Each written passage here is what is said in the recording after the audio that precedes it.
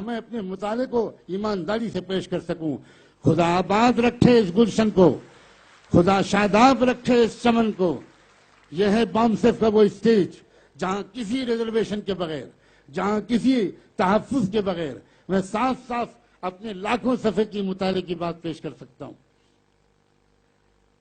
اگر میں راز فاش کرنا شروع کروں تو میں بتاؤں کہ بابری مسجد میں مورتیاں رکھوانے کا کام پنڈت جواہر لال نہرو نے کیا تھا. اگر میں ثابت کر سکتا ہوں ہوا کیا تھا، اس وقت ہندو مہاسبھا ایک بہت بڑی تحریک چلا رہی تھی، اور اس وقت جس وقت بابری مسجد میں 22-23 دسمبر 1949 کی رات میں مورتیاں رکھی گئیں، ہندو مہاسبھا کے لوگوں نے رکھی، یہ سب جانتے ہیں. اس کے بعد ہندو مہاسبھا کے لوگوں نے جواہر لال نہرو پر پریشر ڈالنا شروع کیا کہ یہ آپ نے کیس کیوں چلوا دیا، ہمیں مندر بنوانے دیجئے. تو نہرو جی نے ان کو بند کمرے میں بلایا اور انہوں نے کہا ذرا عقل سے کام لو، عقل سے. خالی جوش سے کام لینے سے کام نہیں چلتا. میں تم کو ایک بات بتاتا ہوں، میں تم کو مندر سے بہت بڑی چیز دے رہا ہوں، اور مندر بعد میں بنے گا. دھیرے سے کام لو، پیشنس سے کام لو. کیا دیں گے آپ پنڈت جی؟ بہت بڑی چیز کیا دیں گے؟ تو جانتے ہیں آپ، انہوں نے کیبنٹ میں پیش ہونے سے پہلے جو ریزولوشن تیار ہوا تھا وہ سیکرٹ کانفیڈینشیل ڈاکومنٹ ہندو مہاسبھا کے لیڈروں کو دکھایا، اور اس میں انہوں نے یہ دکھایا کہ جانتے ہو میں ایک چیز لا رہا ہوں، وہ یہ کہ یہاں شیڈول کاسٹ اور شیڈول ٹرائب کو جو ریزرویشن کی سویدھا ملی ہے کانسٹیٹیوشن میں پریزیڈنشل آرڈر چپکے سے نکلوا کر اس کے اندر سے مسلمان اور کرسچنوں کو نکال رہا ہوں. اس کا مطلب یہ ہوا کہ آئندہ کوئی شیڈول کاسٹ اور شیڈول ٹرائب کا انسان وہ کبھی بھی اسلام اور کرسچینٹی قبول کرنے کی ہمت ہی نہیں کر سکتا، اور جو بن بھی گئے وہ بھی واپس آ جائیں گے. اب بتاؤ ہندو سماج کے تحفظ کے لیے ایودھیا کا مندر زیادہ ضروری ہے یا 1950 کا پریزیڈنشل آرڈر؟ یہ لین دین ہوا پنڈت جواہر لال نہرو میں اور ہندو مہاسبھا میں، اور آج ہمارے لاکھوں مسلمان اور کروڑوں مسلمان پنڈت جواہر لال نہرو کو سیکولرزم کا علم بردار سمجھتے ہیں. ہے ادب شرط منہ نہ کھلواؤ. تاریخ ہم نے پڑھی ہے، اور میں چیلنج کے ساتھ کہتا ہوں کوئی بڑے سے بڑا کانگریس کا لیڈر آ جائے، راجیو گاندھی مر گئے، راہل گاندھی آ جائیں، کوئی لیڈر آ جائے اور میرے سامنے آ کر کھل کر بات کرے اور یہ کہے کہ کانگریس سیکولر پارٹی ہے. کانگریس نے ہندو راشٹر انڈکلیئرڈ بنا دیا. اس کی میں سینکڑوں ادہرن دے سکتا ہوں. کیا بھارت کے ہر پولیس اسٹیشن میں مندر نہیں ہے؟ آپ مجھے بتاؤ سیکولر اسٹیٹ کے پولیس اسٹیشن میں ایک دھرم استھل کے ہونے کا کیا مطلب؟ پھر وہاں مسجد کیوں نہیں ہے؟ پھر وہاں چرچ کیوں نہیں ہے؟ پھر وہاں گردوارہ کیوں نہیں ہے؟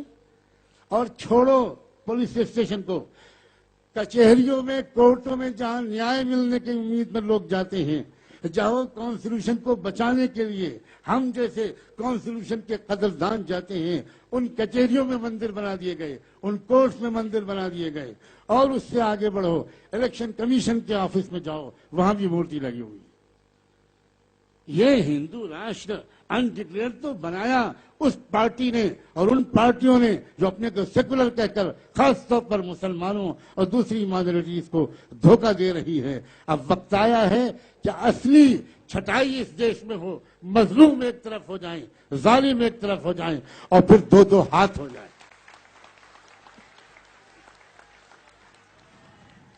جب تک مظلوم اکٹھا نہیں ہوں گے یہ سیکولرزم اور کمیونزم کا جھوٹا جال یہ پھاڑا نہیں جا سکتا، توڑا نہیں جا سکتا. اے مسلمانوں، اب اس غلطی سے نکلو. میں جانتا ہوں میں اس بات کو کھل کر کہہ کر کتنا بڑا رسک لے رہا ہوں. مجھ پر اٹیک ہو چکے، مجھ پر ایسیسنیشن کے قاتلانہ حملے ہو چکے. میں فقیر انسان ہوں، اکیلا جاتا ہوں. مجھ پر قاتلانہ حملے ہو چکے، مجھے زہر کھلانے کی کوشش ہو چکی، اور نہ جانے کیا کیا ہو چکا. اور آج کی اس اسپیچ کے بعد میں نہیں جانتا کہ میں صبح تک بھی زندہ رہوں گا کہ نہیں. مجھے اپنے مالک پر یقین ہے کہ میں اگر مرا تو میں سچائی کی گواہی دے کر مروں گا. اے لوگوں، اے مسلمان علماء، اپنی ذمہ داری کو محسوس کرو، اپنی ذمہ داری کو محسوس کرو۔ مسجدوں کے ممبروں سے آپ انسانی ایکتا اور مظلوموں کے اتحاد پر قرآن کی آیات کی روشنی میں بیان کرو۔ کیا یہ شرم کا وقت نہیں ہے کہ تم کو قرآنی آیات کی یاد دلانے کے لیے وامن میشرام کو کھڑا ہونا پڑے؟ کیا قرآن نے یہ نہیں کہا تھا کہ وَإِن تَتَوَلَّوْا يَسْتَبْدِلْ قَوْمًا غَيْرَكُمْ ثُمَّ لَا يَكُونُوا أَمْثَالَكُمْ؟ تم اگر اپنی ذمہ داریوں کو ادا نہیں کرو گے تو خدا تمہارا، اے نسلی مسلمانوں، اے خاندانی مسلمانوں، خدا تمہارا محتاج نہیں ہے، خدا کسی اور قوم کو کھڑا کر دے گا۔ یہ قرآن کی آیت ہے۔ ہر چیز خدا کو ضرورت نہیں ہے ہماری۔ کیا یہ معمولی بات ہے کہ پچھلے ادھیویشن میں وامن میشرام نے اللہ کے رسول کی حدیث عربی ٹیکسٹ میں پڑھنے کی کوشش کی تھی اور یہ کہا تھا کہ انصر اخاک ظالما او مظلوما؟ حضرت محمد صاحب نے یہ کہا کہ اپنے بھائی کی مدد کیا کرو، چاہے ظالم ہو چاہے مظلوم۔ لیکن حضرت محمد صاحب کی تربیت کا یہ اثر تھا کہ ان کے وہ شاگرد، وہ لوگ جو ان کی ہر بات کو بلا کیوں کیا کیے ہوئے مان لیتے تھے، لیکن ان کی ٹریننگ ایسی تھی کہ وہ بلائنڈ فالوور نہیں تھے۔ انہوں نے فوراً کوشچن کیا اور یہ کہا، محمد صاحب، پیغمبر صاحب، اے اللہ کے رسول، اے ہمارے آقا، اے سرور کائنات، آپ نے اب تک تو ہم کو سکھایا تھا کہ مظلوم کی مدد کیا کرو، ظالم کی مدد ہرگز مت کیا کرو۔ آج آپ کہہ رہے ہیں کہ اپنی برادری کے والے کی مدد کیا کرو، چاہے ظالم ہو چاہے مظلوم، اپنے بھائی کی مدد کیا کرو۔ یہ ہم سمجھے نہیں۔ مجھے یقین ہے کہ اللہ کے رسول خوش ہوئے ہوں گے کہ میری 15 سال کی محنت کامیاب ہو گئی اور یہ لوگ سمجھ گئے اصل میسج کو۔ اور تب آپ نے ایکسپلین کرتے ہوئے کہا، سنو، ظالم کی مدد کا مطلب یہ ہے کہ ظلم کرنے سے اس کو روکو، اور مظلوم کی مدد یہ ہے کہ اس پر ظلم مت ہونے دو۔ میں تو یہاں تک کہنے کو تیار ہوں، 2-2.5 سال سے جن مسلمانوں، جن مظلوموں پر، جس دیش میں لاکھوں کروڑوں انسانوں پر ظلم ہو رہا تھا، مسلمانوں کو جب اس دیش میں موقع ملا حکومت کرنے کا، تب بھی انہوں نے ان مظلوموں کی وہ مدد نہیں کی جو وہ کر سکتے تھے۔ اور آزادی کے بعد بھی مسلمان ان مظلوموں کی طرف دیکھ ہی نہیں رہے۔ لیکن وقت آ گیا ہے کہ اب ہم پچھلے گناہوں سے توبہ کریں، اب ہم پچھلی غلطیوں کی تلافی کریں۔ ہر شخص، ہر مسلمان کو میں ریکویسٹ کرتا ہوں کہ آپ چل کر جایا کریں جھگی جھوپڑیوں میں رہنے والے ہمارے ان بھائیوں اور بہنوں کے پاس۔ آپ اکثر گاؤں کے باہر، نالوں کے آس پاس، گندی بستیوں میں رہنے والے لوگوں کو دیکھیں گے۔ وہ کون لوگ ہوتے ہیں؟ وہ اسی شیڈول کاسٹ، شیڈول ٹرائب کے پاس ہوتے ہیں۔ اور آپ اپنی